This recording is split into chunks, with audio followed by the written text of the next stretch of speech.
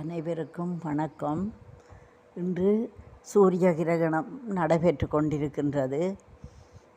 இந்திய நேரப்படி ஏறத்தாழ பகல் 2:20 அளவில் தொடங்கி இப்பொழுது நடைபெற்று கொண்டிருக்கிறது. சூரிய கிரகணத்தின் மத்திய பகுதி இப்பொழுது. இது ஏறத்தாழ மாலை 6:15 கம்மியாக முடிவு பெறுகிறது. ஆனால் இந்தியா, இலங்கை போன்ற நாடுகளில் சூரிய கிரகணத்தை நாம் பார்ப்பது முடியாது.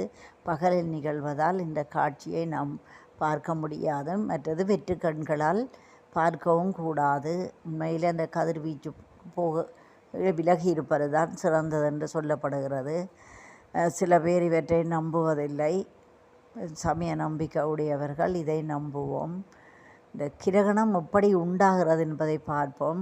சூரிய கிரகணம் என்பது அமாவாசை தினத்தில் தான் உண்டாகிறது. சந்திர கிரகணம் பூரண தினத்தில் உண்டாகிறது.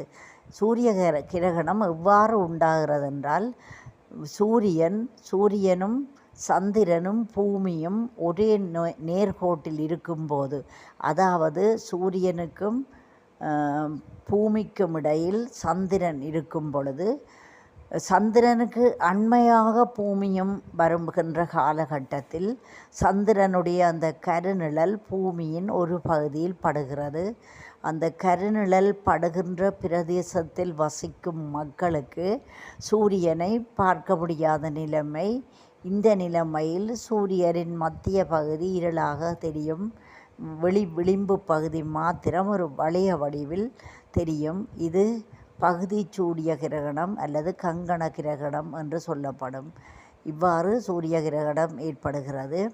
முற்றாக மறைகின்ற காட்சியாக கண்டால் அது பூரண சூரிய கிரகணம் என்று சொல்லப்படுகிறது. இன்று நிகழ்கின்ற சூரிய கிரகணமும் ஒரு அபூர்வமான சூரிய கிரகணம் என்று சொல்லலாம். ஏனென்றால் 100 ஆண்டுகளுக்கு ஒரு தடவை உண்டாகிற ஒரு அபூர்வமான சூரிய கிரகணம் தான் தற்பொழுது நடைபெற்று கொண்டிருக்கிறது.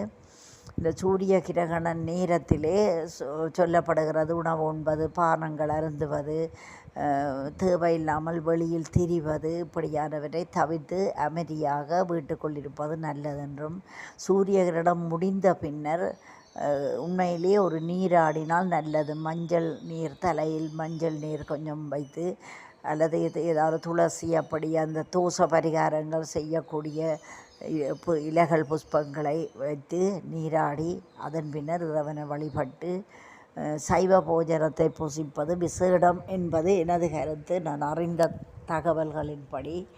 இனி சமய கொள்கைகள் வேறுபடும். ஒவ்வொரு சமயத்துக்கும் ஒவ்வொரு மாதிரி இருக்கும்.